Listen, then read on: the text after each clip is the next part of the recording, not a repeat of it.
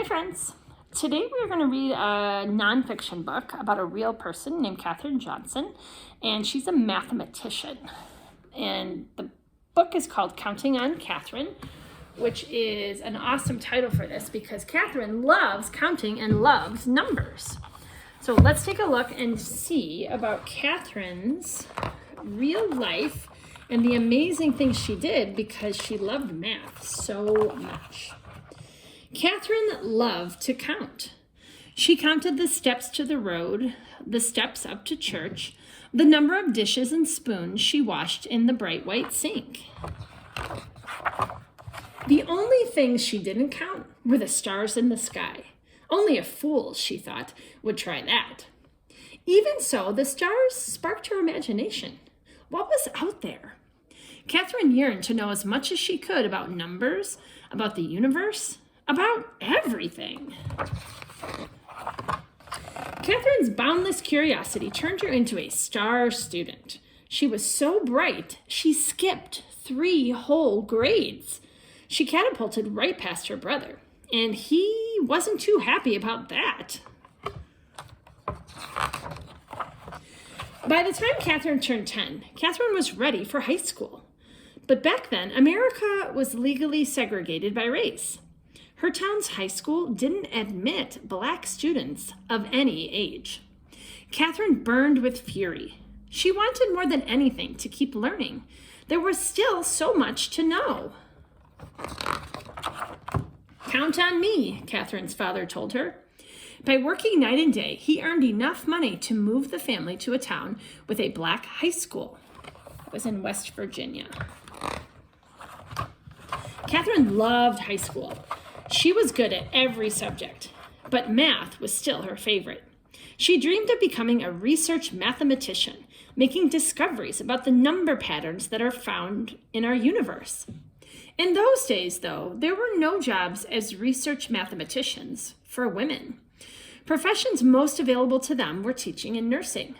So, Katherine became an elementary school teacher. She liked her job, and she loved her students. But she never stopped dreaming about exploring numbers. In the 1950s, the U.S. government's National Advisory Committee on Aeronautics, NACA, hired thousands of new employees. It even started hiring black women as mathematicians. Katherine heard about the mathematician jobs. Her heart raced with excitement. Perhaps her dream could come true after all. But when she applied for one of the positions, she was told they were already filled. Katherine had to wait a whole year until new spots opened up. Her patience paid off, and she got the job. A few years later, the Soviet Union sent a rocket ship into space, launching a space race with the United States. NACA was rolled into a new space agency called the National Aeronautics and Space Administration, NASA. Katherine now found herself at the heart of America's space program. She worked as a computer. Electronic computers weren't widely used yet, so computers were people calculating long series of numbers.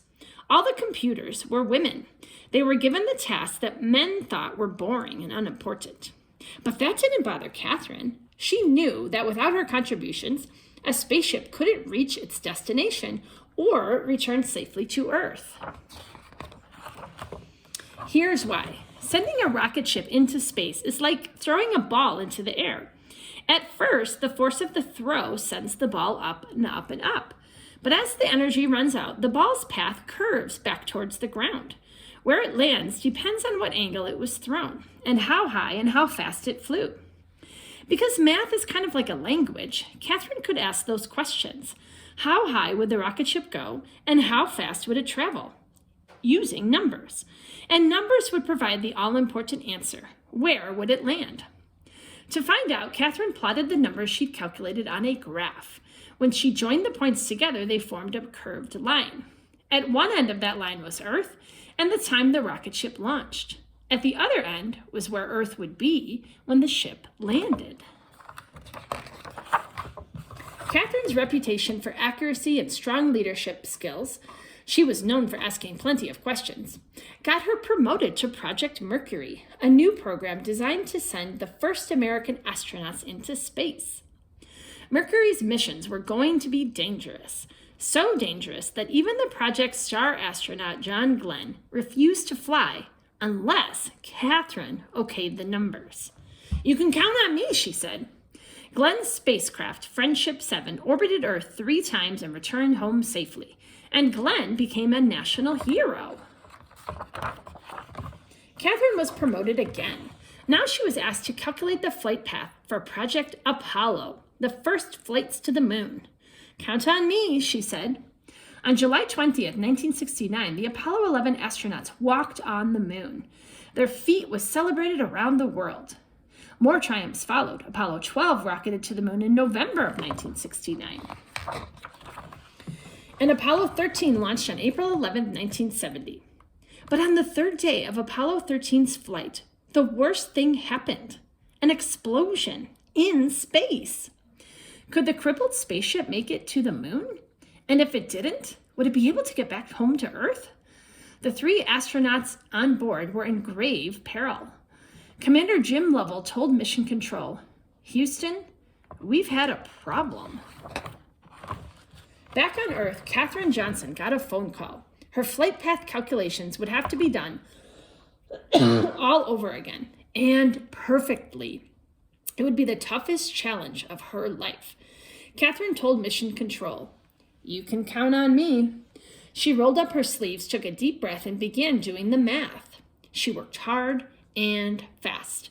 A few hours later, Katherine's calculations were finished. The flight path to return home would take the ship around the far side of the moon. From there, the moon's gravity would act like a slingshot to zing the ship back to Earth. To get home, the crew of Apollo 13 would have to follow Katherine's course exactly by burning off fuel at precise intervals. If the astronauts made a mistake, their ship would drift through space forever. Katherine waited anxiously to hear the astronauts' report. Finally, it crackled over the loudspeakers. "We've got it!" Apollo 13 was back on track. Katherine Johnson had done it. She brought Apollo 13 home. She was no longer the kid who dreamed of what lay beyond the stars. She was now a star herself. And then at the end, they have a little page here. You can read more about Katherine. She has a really, really interesting life. There's actually a movie that came out about Katherine a couple of years ago. I can't remember the name of it off the top of my head. But it was really, really good. I'll have to think about that. So friends, what a great story. And it's a true story about a real person who loved math so much and was able to contribute to math and science and save those astronauts out in space. So I'm wondering, my question for you today is about what you are really into. What do you love right now? So Katherine talked about when she was a little girl, she loved math and she loved space. What are some things that you find really interesting, that you love learning about, or that you just really enjoy? And maybe someday you could have a job doing something with that idea of yours. All right, friends, I can't wait to hear what you say. Bye.